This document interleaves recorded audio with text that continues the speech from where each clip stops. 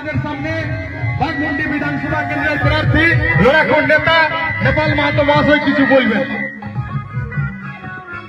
সম্মানীয় আটনাবাসীগণ, দিদি, ভাই, বোন, ভাইরা, সকলকে আমার তরফ থেকে আন্তরিক শুভেচ্ছা এবং অভিনন্দন। আপনারা সকলে জানেন যে আগামী 23 তারিখ বিধানসভা নির্বাচন। সেই নির্বাচনে আমি একজন প্রার্থী, আমার ছাপ হাত।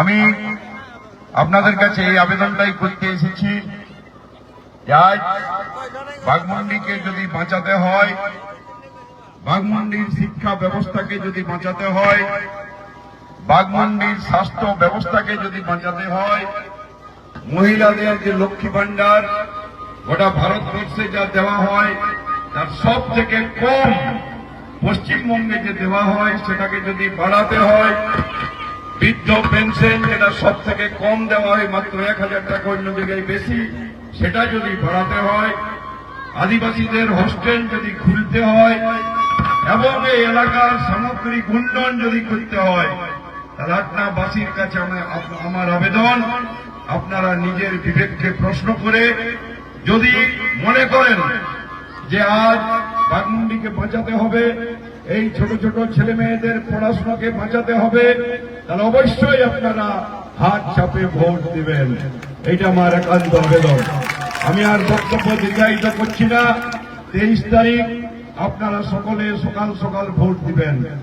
আমাদের একটাই স্লোগান, ঘর বাঁচাও, ঘর চলো। প্রতিটা ঘরে আপনারা বলবেন, প্রতিটা ঘরে। আজ লক্ষ্মী ভান্ডারের নামে যে মায়েরা ভুল করে ভোট ওনাকে দেবেন, আপনি মনে রাখবেন যে এই সরকার এই ছেলে মেয়েদের ভবিষ্যৎ নষ্ট করার জন্য যতটা দায়ী, সেই রকম যে মা জেনে শুনেও লক্ষ্মী ভান্ডারের চক্করে যদি ভোট এদিক ওদিক করেছেন, তাহলে আপনারা বুঝতে পারবেন যে আপনাদের ছেলে মেয়েদের ভবিষ্যৎ আরো 5 বছরের জন্য অন্ধকার হবে। সুতরাং সবাই ভাবনা চিন্তা করে এবারে ভোট দিবেন।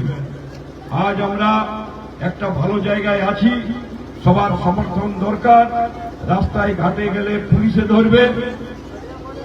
আজ এই পুলিশের অত্যাচার থেকে বাঁচতে আমাদেরকে আপনারা সমর্থন করুন। আমি এখানে ঘোষণা করছি, আমরা যদি 4 তারিখে নির্বাচিত হয়, তাহলে 6 তারিখ থেকে পুলিশের এই অত্যাচার রাস্তাঘাটে অবশ্যই বন্ধ হবে। সবাইকে আমার নমস্কার। আপনারা সকলে আমাকে সমর্থন করুন। দিদি, বোন, ভাই সবাই যেভাবে আটনা গ্রামে আমাকে অভ্যর্থনা দিয়েছেন তার জন্য আমি চিরকৃতজ্ঞ থাকলাম। ধন্যবাদ। সকলকে আমি আমার শুভেচ্ছা জানাচ্ছি।